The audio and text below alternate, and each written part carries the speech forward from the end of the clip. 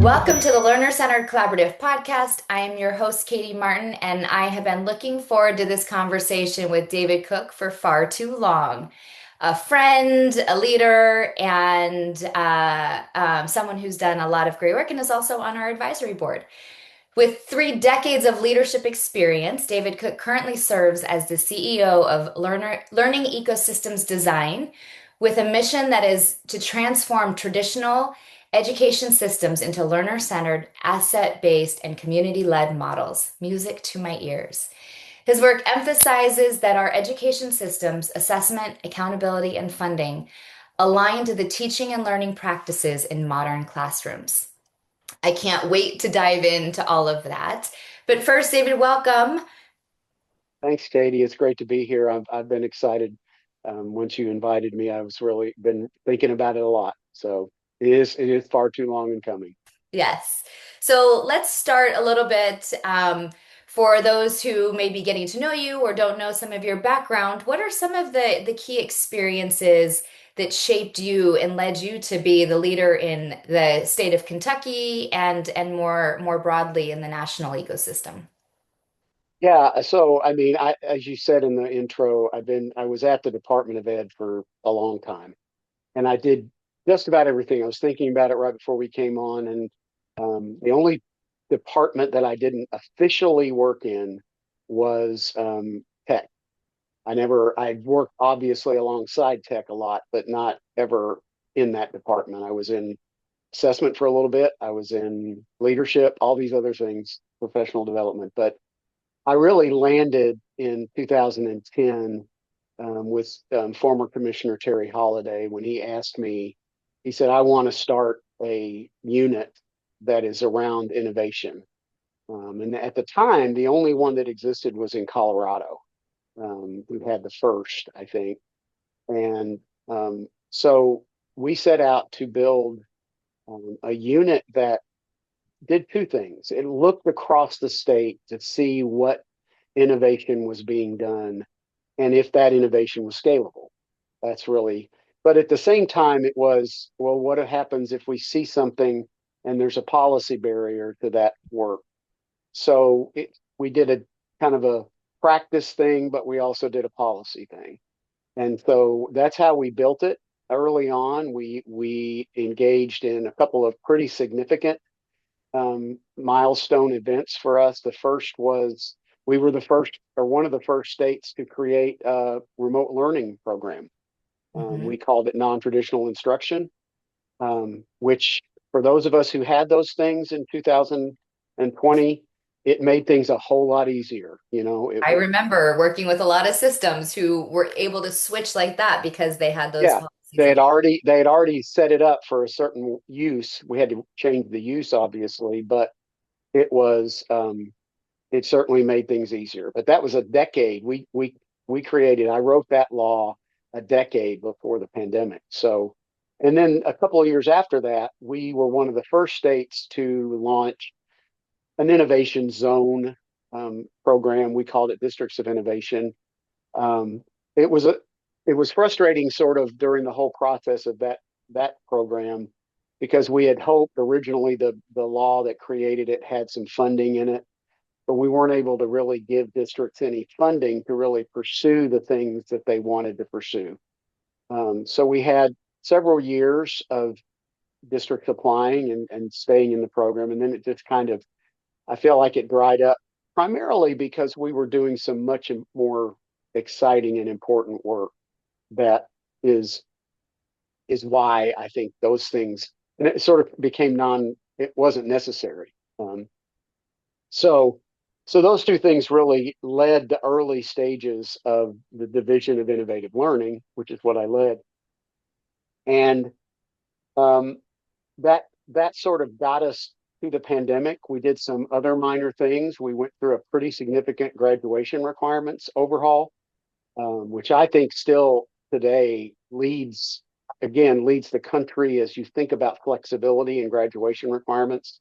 We can talk about that if you want to. It's not as big a deal, but it's something I think states are missing is what Kentucky did with their grad requirements. And then in 2020, smack in the middle of the pandemic, Jason Glass arrives as our commissioner of education, and he has this vision right off the bat. He wants community driven, internally motivated, internally created programs, models, policies Mhm. that are led at the local level and the state supports them, as opposed to the traditional way we always would do things at the state level, which is here's the policy, go do it. And we had at the time 18 local districts. Mhm. You worked with more than one of those, Yep. um, and they began that process. As is the case with any program, we had really high flyers, Mhm. Fleming County, um, and others who have just really taken off with it and have become models of how accountability and assessment and everything else can be redone that incorporates local accountability into the process. And then we had others that didn't. But at the end of the day, what happened was all of that work coupled with this blow up of the portrait of a graduate across the Mhm. country. Um, and so we got every district to have a portrait. We got every district to, or many districts, to think about what local accountability meant to them and how important it was. Now we're sitting here in a couple of months, the state legislature is going to vote to approve a massive um, readjustment transformation of our accountability system in Kentucky to incorporate local accountability at a very significant level. And I think it's going to hopefully, um, as is the case a lot of times with states across our country, they need an example. And we're going to give them an example, and hopefully more states will want to um, engage in that, which is there's the transition for me, the segue into, when I decided to retire from the state level, what was I going to do? Because I wasn't done working. And I saw that situation. I saw the fact that all across the country, in places that you work in all the time, were these amazing examples of schools that were doing learner centered work. And unfortunately, they were having to do learner centered work in a non learner centered system. The system still wanted to play and build and have a mindset of that traditional kind of system. So I've just felt overwhelmingly that that is where I want to try to be of service to people, is help people to see how do they get there? How do they get to the place that Kentucky got to, and a couple of other states are getting to or have gotten to. But it's an exciting time because I think we sit here in an era of less federal Mhm. involvement, and that means that states get the opportunity to really decide what they're going to do and be bold about Right. about their. So so states have a huge opportunity right now, right? And so Absolutely. there's a few things that I want to kind of double click on. So one, many people listening might say, states and innovation?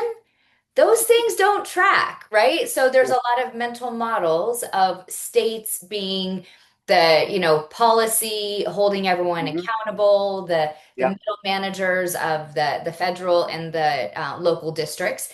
And in some Yeah. cases that is true. But when I hear you talk about your role and the leaders you've had, and in 2010 really starting an innovation unit, the foresight to put that in a state office has helped you be able to do a lot of these things. So thinking about 2020 when Jason Glass came, Yeah. I wonder if you can think through the steps, because I remember as an outsider, although I love Kentucky and spent a lot of time there, as an outsider when this played out, that there was a listening tour, right? So Jason did a big listening tour with communities, wrote a big report. So maybe walk us through some of those Yeah. steps and how, because I think someone listening might say, cool, all of a sudden you had this policy, but it didn't just happen. There were some really strategic moves that you all made to bring the districts along and get them excited.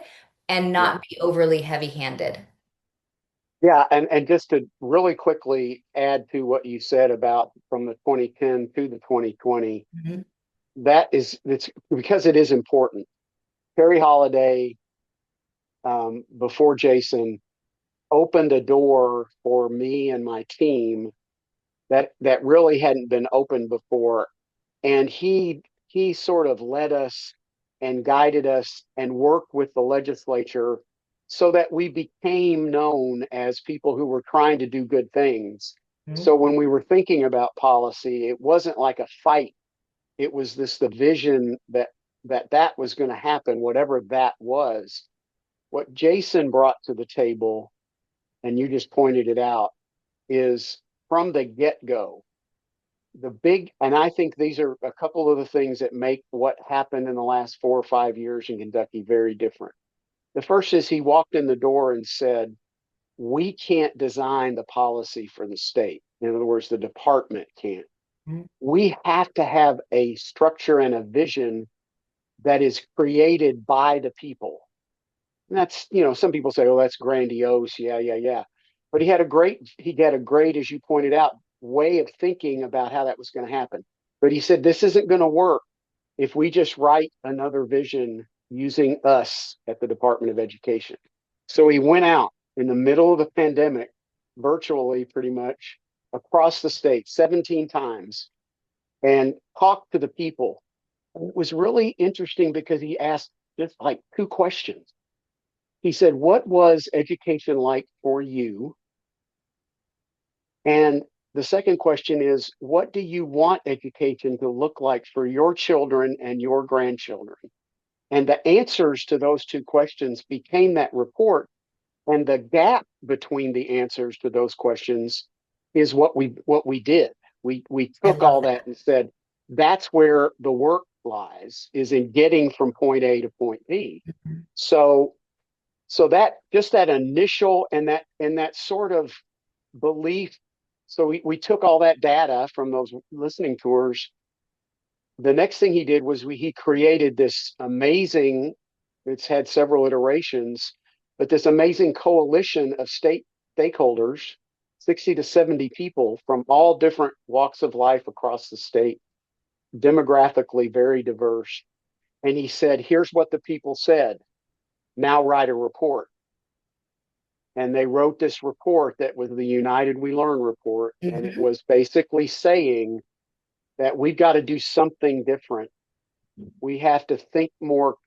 And it came to those three big ideas, which, if anybody has read the report, that's the central theme, that we're going to create vibrant learning experiences for every kid. That's the bottom line. You can't have any kids not seeing learner centered kinds of environments. The second thing is we're going to blow up assessment and accountability in whatever way we need to blow it up. And then finally, all of that's got to happen inside the context of community. Mhm. So that community driven, very inclusive way of doing things is why I think this became and sustained like it has, even after he left, because everybody was seeing the value of a locally driven process. So then we go, So go ahead. yeah, so I'm thinking now, I love that, and shout out to Jason, but it was a team, right? So Jason Absolutely. had the vision, but again, if there were so many people wherever you went in Kentucky, there were district leaders who were invested in this. There were, principals and teachers who were invested in this process. So there was the communication, it felt authentic and it didn't feel top down. So my question, you mentioned the portrait of a graduate, portrait of a learner's blowing up, which I think is really great. And it is not an end point, right? Right. It is a starting point in many places Yep. and a community process. But what would you say to states, or what advice would you give to states who have now decided to mandate or are wondering if they should mandate a portrait of a learner and have some? And I know that Kentucky has their own portrait of a learner, but they're not enforcing it on other districts. It was more of a model for the process. So I think I know your Yeah, answer. What would you suggest for states as they embark on yeah. this work? And I have a very dear friend, Stephanie DeStasio from South Carolina, and she and I we're actually invited to podcast guests because we're not arguing, but we have opposite viewpoints about this. Stephanie thinks that it is the right way to go to mandate a. Here's what I will say, Katie. I think that the bottom line about portraits is that you must have in 2025 some kind of a competency framework in order to instill the skills that students need, the learners need, in addition to the academic content that they need. So I just feel it's a better idea for a state to do what Kentucky did, which is that's what I think we did. We said here's the competency framework for schools districts in Kentucky. There are six competencies. Here they are. If you think there's more, if you think you want to do different things with them, that's great. But the bottom line is we need you to think about learners' skill development. Mm, And this is the best way we think to go about that so that I'll guarantee you, I don't have because we didn't do it the other way. There wasn't a control group, but I guarantee you we blew that thing up. We went from zero or about 10 districts who already had portraits. mhm. Within 6 months, we had 130 districts with portraits established, voted on by their boards. And then we had to come up with something to help them implement those portraits, Right. right? So they didn't just become this thing on the wall and the thing in the book and the thing in the, which is where the work of that you were involved with in a couple of districts, where that local labs of learning work came from is okay, now you've got one. What are you going to do with that? Which led eventually now to this idea of local accountability being embedded into the accountability model. All of that came from the the Fleming counties and the Jefferson counties and the Logan counties and everybody working on what that portrait was going to Yeah. look like in practice. So And I think what it does, I mean, I also share this vision, and I've seen two ways. It needs to be both and. I think that it's if there is a no state vision, it becomes very hard for districts and individual schools to break out of yeah, a model. They feel yeah, isolated. And if it's top down, you don't get the buy-in and people just right, implement things. So I think this both and of creating a framework, creating a vision, creating an example, because in many districts I got to work with, we leveraged the Kentucky state example to say mm-hmm, this is what the state is. We don't have to copy and paste it, but here's what the right, state is saying. And it gave credence to the process, and it helped people think mm-hmm, differently about their local communities, but right, also feel excited to do something that was part of a larger movement. mm-hmm, And I've seen the opposite in places where it's been a state policy. For instance, in some places, by the end of the year, you will have a portrait of a graduate. And everyone goes through and compliance-based systems, they do it, but they didn't really feel excited about it or that it really represented their community. And now they're like, well, we just did that for policy. The real work is over here. And I think that the thing that I really love about Kentucky, aside from all the people and the great communities, is it felt like this is the central thing. Not that everything's perfect, not that we have it all figured out, but this can be an organizing North Star for us to get yeah, behind, that mm-hmm. superintendents feel supported by the state, and they feel like they can move it forward in their system. Yeah, I think that's exactly right. And I think what happened, what this did, what this sort of creating this model framework, this model portrait, it gave people the ability to better change mindset. I've become somebody who talks about mindset a lot because I've seen too many times in schools where we go in and we just cram PD down teachers' throats and get them. to where they can physically teach something different. But we didn't take their brain and say, oh, wait, there's a whole new way we need you to think about all of this. And there's a different approach to what we want the outcomes to be. Yeah. And so I think this has helped those places, to your point. I think places that were, I don't know, do we want to do it? Oh, wait, we got something in our hands now and we can tweak it and fix it the way we want it.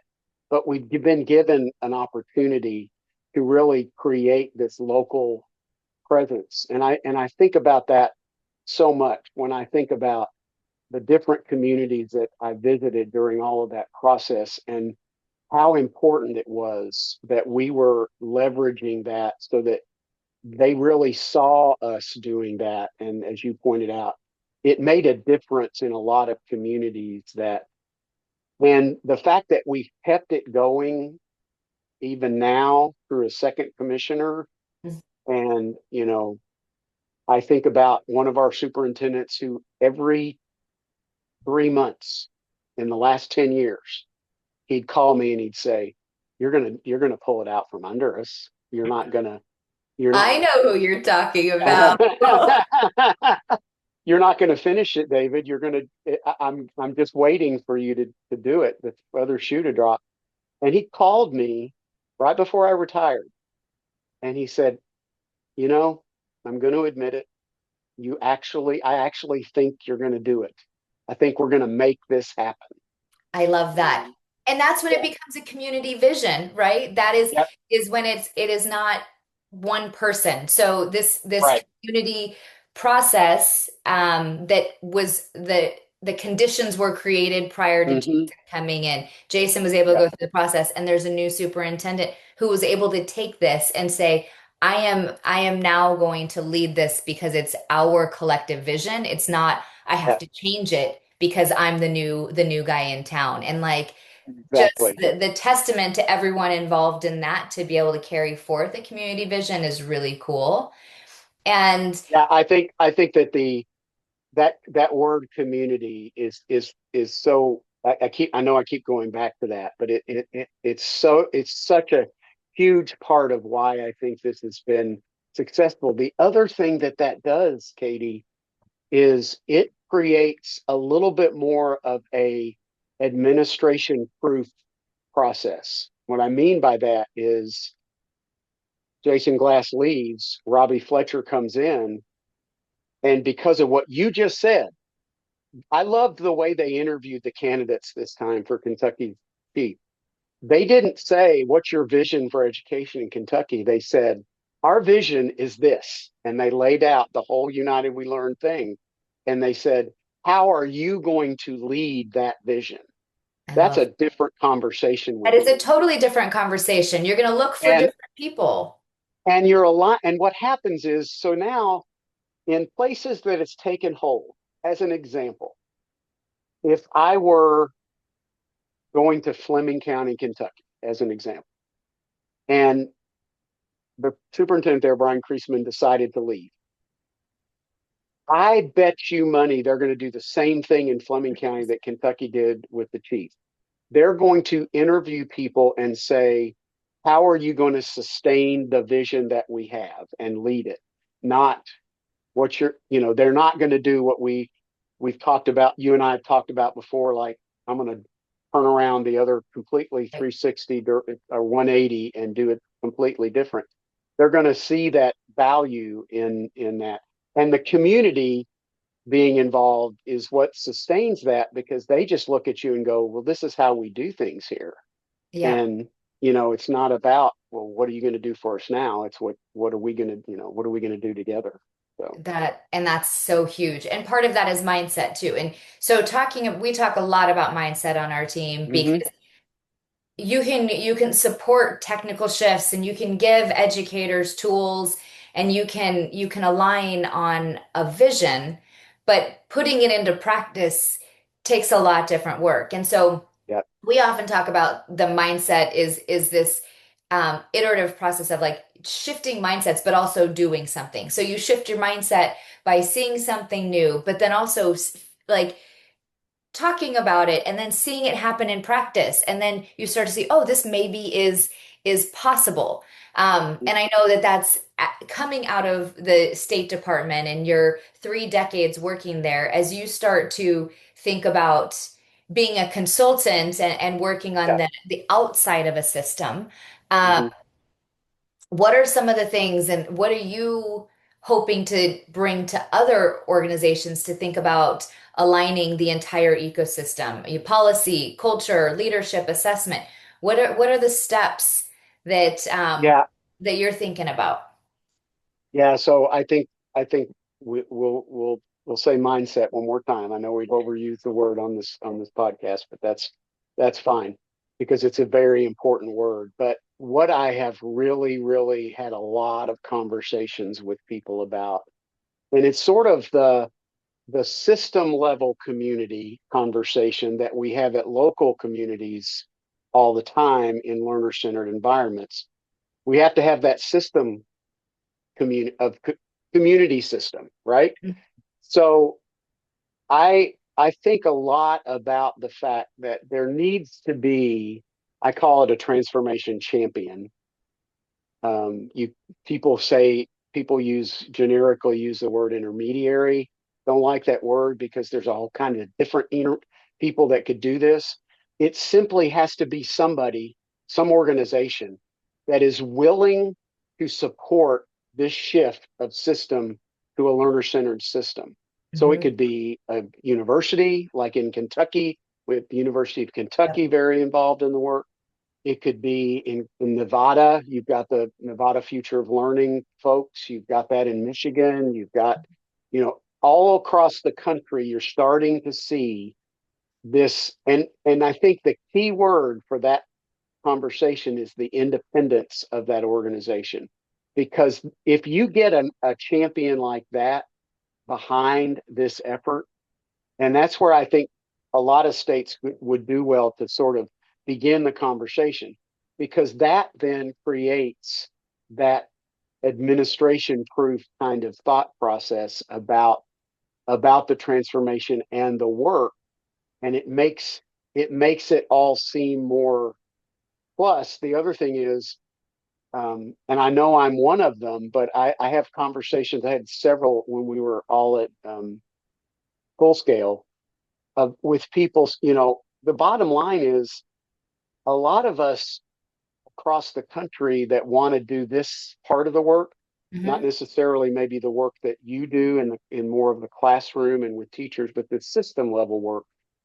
We need to find the right balance of folks in a state and train them or teach them or help them and support them to do it themselves, because it's not going to work if I get a bunch of clients that are state folks and then try to keep up with them forever and ever and amen. They need to. We all know in Kentucky it worked the same way. We did it with help from other folks, with help from partners in the local level, with help from folks like the Center for Innovation Education, with UK, with all the folks that came to the table during that process. And so my thinking is it's really all about building that local structure, coalition, whatever words you want to use, alliance of entities that does include the state, but need some intermediate kind of Yeah. buy-in where, and that, like I said, could be a university, it could be a nonprofit, could even be a regional, like a service center, like a co-op in Kentucky or somebody like that. So Yeah. uh, So let me just yeah, see if I'm tracking, just to make sure, because there's a lot of good stuff in what yeah, you just said. The state needs to be able to create a vision and hold that vision that is coming from the state, and hmm, there's um policy, or there's avenues to do that. And at the same time, there's a coalition, and I like that word, of you, and it could be a lot of people, intermediaries, but the transformation effort has to sit with a group of people where the state is involved, but it doesn't yeah, necessarily need to live at the state office.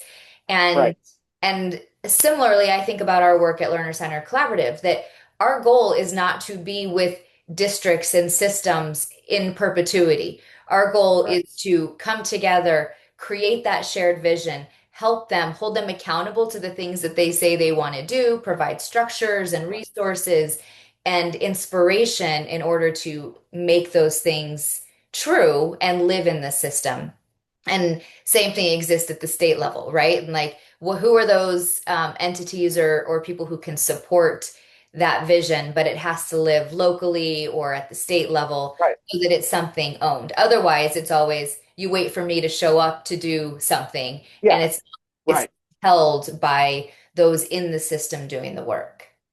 Yeah, all of my wonderful friends that are in this sphere that we live in, this universe that we live in, who do amazing work. But that may be something that this local coalition brings in to help with their work. But at the end of the day, what you just said is the crucial piece to all of that is it has to live locally. And when we say locally in a system sense, we're thinking about the state. But there Right. has to be the people who's contextually and policy wise are whatever they're subject to, they need to be the ones involved in making the transformation, not a bunch of us that fly in and say da da da da da da da da. That's great. Do that. Do that. Do that. Which is important stuff. But I learned a long time ago, Katie. We have 50 contacts in the United States of America. No two states are exactly the same, just like no two kids are exactly the same, just Mhm. like, and so we have to be able to allow those entities, those ecosystems at the state level Mhm. to exist the way they need to exist. And we need to support whatever that is instead of building some kind of a model and saying everybody use this model. It's because it just, if you don't have the partners to the state that are really, really ready to be champions for that work, you're going to probably struggle a lot more with it becoming sustainable and scalable and everything else if you've not really gotten to that point of knowing we've got the right people here with us doing this work. Yep. So let's cast our vision forward a little bit and think about all of these things. Two-part question for you. So, like from the state level to the classroom, what are the things that you hope? What does the future look like? So Kentucky, other states, with these new outcomes being established, this new competency framework or portrait of a learner at the state, different accountability models at each district. What does that look like for a learner in the classroom? What does that look like for teachers when they're able to step into a system that is truly aligned to what we want to see for learners? Yeah, I think two things that come to mind almost immediately. The first is, and I just go back and I hear this reverberate in my head from this process that we've been through in Kentucky for all these years, these several years. And that is teachers truly feeling like what they're doing in the classroom is really valued at the district level and at the state level because we're shifting. It's a terminology shift, but it's obviously much bigger than that. We're shifting from assessing achievement to measuring the evidence of learning. Mm, That's what teachers are getting with this change in Kentucky. I think they're getting an opportunity to be allowed to teach hmm and then to assess learning because of the local accountability aspect of that model. And I think that is foundationally, it's the core of why I think this is going to work. And then just the I hope that the future is that this idea of building learner-centered teaching and learning, it's a Mm, kind of a redundant way to say it, but all good. um, is has to be where it's a directional thing, right? So I think that we're going to be most successful if we find out what worked in the classroom and we build policy to align to that, which is Right. the opposite, 100% opposite the way most states do policy. And that's what Kentucky did differently this time. They went out and said, show us how it should be done, and then we'll figure out what the policy needs to look like to align to that. When we get states really doing that, where they're really saying it's about what you need, local school districts. So we need to support what you need and not be about, yeah, this is our job, it's compliance, we have to do this. It's about, no, what do you need to be more successful at your purpose, which is making sure that kids learn. Yep. And we need to make sure that the policy lines up to that.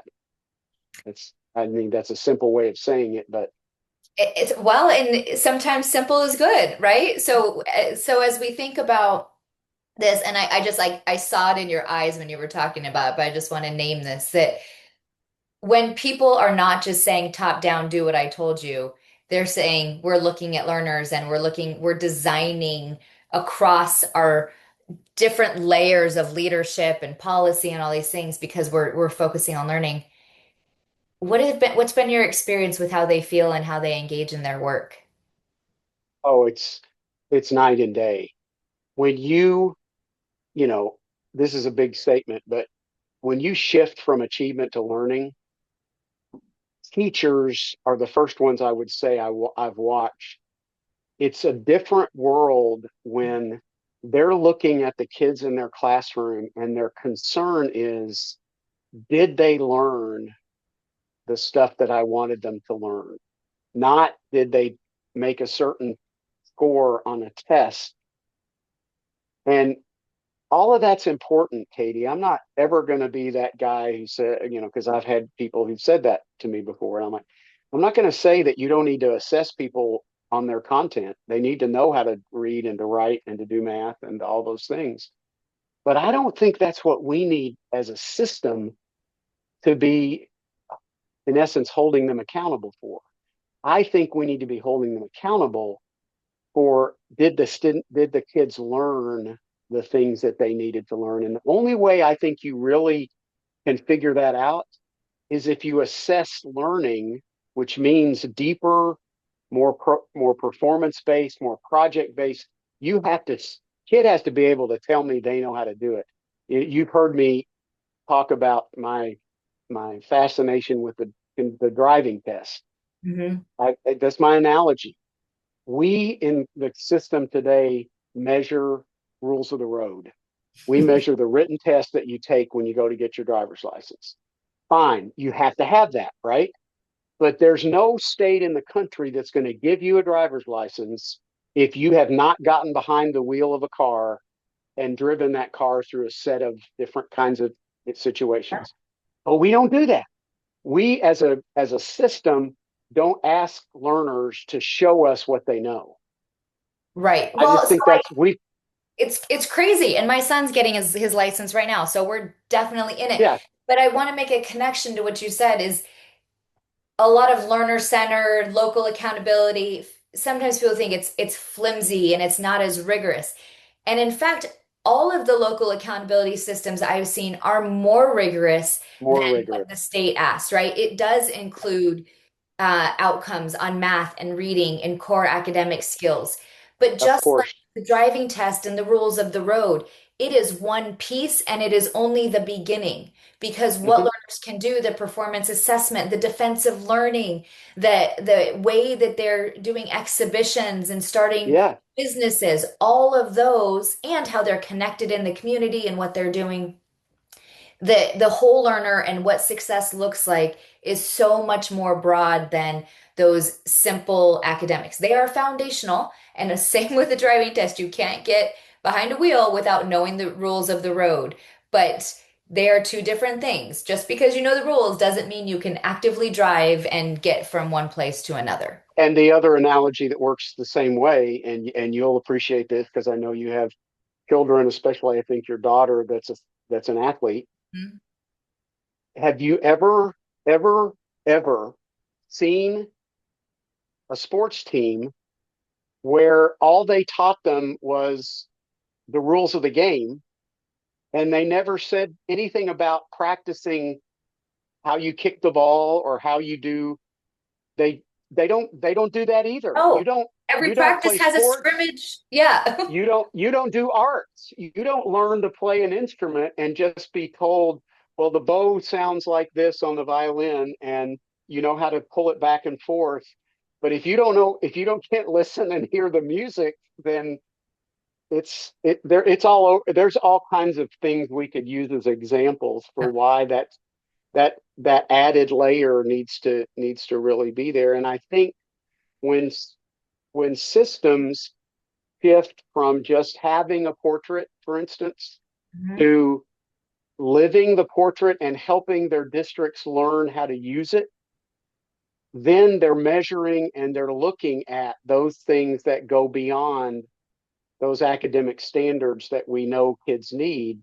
They're showing because that's, I mean, I've said this before too. Humanness is our value judge. That's the thing we bring to the AI age of AI. We don't we're not going to beat AI with content generation and all that stuff. That's why it's there. It's building, it's blowing that up. But it still can't look at in a physical sense and show me that a learner has learned something because they can explain it to me, because they can show it to me, because, that stuff is got to be a bigger chunk of how we're making sure that kids are prepared for the next step. So, I love that. So it is not just we've said this, I'm sure, a billion times. It's not just a poster on the wall, but when it truly becomes, you said living it, when it becomes the North Star and something that is a a common mindset. language, a mindset, all Yeah. of that, it really becomes, and it's part of the accountability system. Then you can see a community who is Yeah. really holding themselves collectively accountable for doing the things they want Hmm. for young people. Yeah. So with that, we're going to head into rapid fire. Okay. I know we could talk about these forever and share lots of examples, and so we might have to do it again. But I want to just kind of go through a few rapid fire top of mind for you after we've Okay. touched through your journey in education and where you stand now. What is one thing we should stop doing? You want rapid fire, and Yeah. I'm going to take my sweet time giving you an answer. I think we should stop trying to word this correctly. I don't want to. I think we should stop. It's sort of part of what we've been saying most recently. We should stop putting so much of our accountability onto those foundational content things, right? We do those things. Teachers need to know those things. They need to know that. But let's put more emphasis on the application of knowledge in our systems and less emphasis on the acquisition of the knowledge.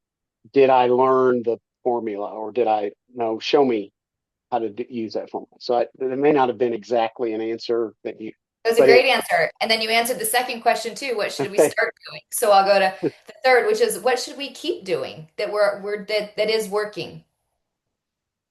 I think we should keep our emphasis on building these competency frameworks, whether we call them portraits, and taking that another step to actual using that to change the mindset of a whole system, and have that become the skills that students need to be successful, becoming sort of our foundation.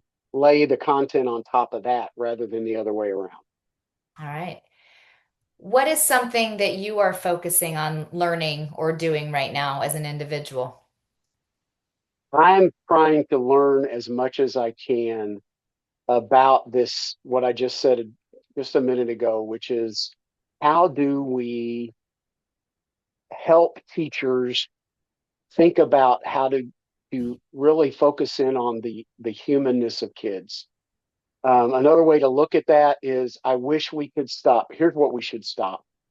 I'm going to go back. We should stop the word use of the word deficit in any conversation about Thank education you. because deficit models don't work. They may work if you're trying to get a test score, but they don't work if you're trying to help learners learn. And And we have to have an asset based approach to education, and we don't. So that's what I'm going to focus a lot of my attention that's not on that system thing we talked about, on how do we help more school districts become asset based. I love it. Uh, is there something that you can think of, one thing that many people don't know about you? Um, well, it's active right now. Anybody that knows me really well or has been around me at KDE knows that I'm an actor, and I am in a very well-known, award-winning community theater group right here in Shelbyville. We're nominated for a bunch of Louisville area awards right now, but I am in the midst of doing White Christmas. Um, I'm playing the general in White Christmas, and so yeah, that's my hobby, if you That will. might be the coolest Um, thing I've heard. And when I asked that question, I didn't know about it, and that's super cool. yeah, it just was Awesome. on top of mind because I'm rehearsing right now. So yeah, I, I love that's what it. I love to do. Yeah. Okay. So, two more. What are you grateful for right now? Especially we're heading up on Thanksgiving weekend as we're recording this. I'm grateful for this work. I'm grateful that I get to be a part of and have gotten to be a part of helping school systems rethink the way they provide support to the learners. It's been gratifying on so many levels. It's allowed me to have an incredible group of friends like yourself that are also engaged in this conversation. And I think together we are gonna change the world if we're all thinking about the same thing. So professionally, that's what I'm grateful for. That there is this, and of course, personally, I'm grateful for my children. I have three grandchildren. My parents are still here. Those are all things to be grateful for at Thanksgiving. They certainly are. Well, we should close it there with a lot of gratitude. Grateful for your leadership and the work you're doing, and your insights and advice, and just all that you do for Learner Center Collaborative and communities across. I couldn't agree with you more. We can and we will change the future of education through this. So, thank you for being on the podcast. Thanks for all that you do. Absolutely. My Happy pleasure. Thanksgiving. Happy Thanksgiving, Katie. Take care.